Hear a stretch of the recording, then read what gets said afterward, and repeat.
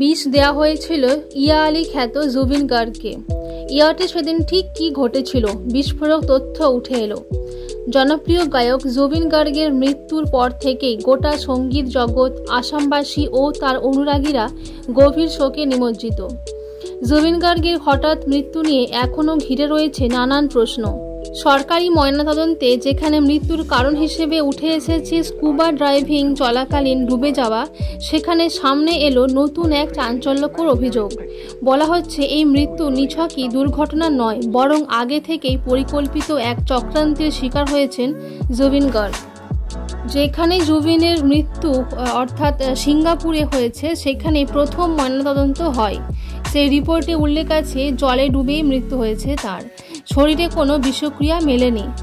আর গায়কের দ্বিতীয় ময়নাতদন্ত হয়েছে আসামে, যার রিপোর্ট এখনও মেলেনি।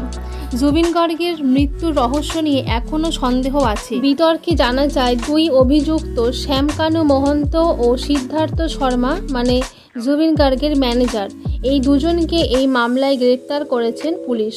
আর দুজনের বিরুদ্ধে অভিযোগের পাহাড়। জানা গেছে সিঙ্গাপুর ফেস্টিভ্যালের উদ্যোগে গাফিলতি ছিল।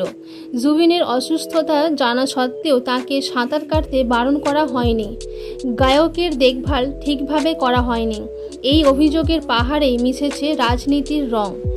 বিতর্কে জানা যায় শ্যামকানু ও সিদ্ধার্থ অসমের শাসক দলের শীর্ষ নেতৃত্বের ঘনিষ্ঠ, সেই কারণেই তাদের প্রতি নরম প্রশাসন। যদিও আসামের সরকার এই অভিযোগ খারিজ করে দিয়েছে। গ্রেপ্তার করা হয়েছে আরও দুইজনকে। জুবিনের মিউজিক ব্যান্ডের সদস্য শেখর জ্যোতি গোস্বামী, মৃত্যুর সময় জুবিনের সঙ্গেই সাঁতার কাটছিলেন তিনি। এবং গ্রেপ্তার করা হয়েছে জুবিনের সহ গায়িকা অমৃতপ্রভা মহন্তকেও। জুবিনের সাঁতার কাটার ভিডিও তিনি করছিলেন। এক সংবাদ মাধ্যমে তার স্ত্রী গরিমা গার্গ জানান, সিঙ্গাপুর থেকে ফেরার কথা ছিল জুবিনের রবিবারে, কিন্তু তা আর হলো না। জুবিনকে হারালেন তিনি। জুবিনের স্ত্রী আরও জানান, স্কুবা ড্রাইভিং করতে গিয়ে তার মৃত্যু হয়নি। ওই সময় তার সঙ্গে আরও দুইজন ছিল, সিদ্ধার্থ ও শেখর। ওরা তিনজন একসাথে স্কুবা ড্রাইভিং করছিল। প্রথমে ওরা দ্বীপে ফিরে আসে, কিন্তু জুবিন আবার সমুদ্রে সাঁতার কাটতে যায়। সমুদ্রের জলেই হঠাৎ অচেতন অবস্থায় পাওয়া যায় জুবিনকে। জুবিনের স্ত্রী জানান, বহু বছর আগে মৃগী রোগে সমস্যায় ভুগছিলেন। সেই সময়েও মৃগীর সমস্যা দেখা দিচ্ছিল। তখন তাকে তার বন্ধুরা হাসপাতালে নিয়ে গেলেও শেষ রক্ষা হয়নি। নেশাগ্রস্ত হয়ে মঞ্চে গান গাওয়ার কারণেও বহুবার বিপাকেও তিনি পড়েছিলেন।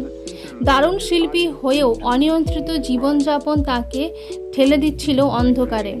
সেপ্টেম্বরের 20 আর 21 তারিখে এক ফেস্টিভ্যালে অংশগ্রহণ করতে গেছিলেন তিনি, কিন্তু শো করার আগেই মর্মান্তিক দুর্ঘটনা ঘটে যায়।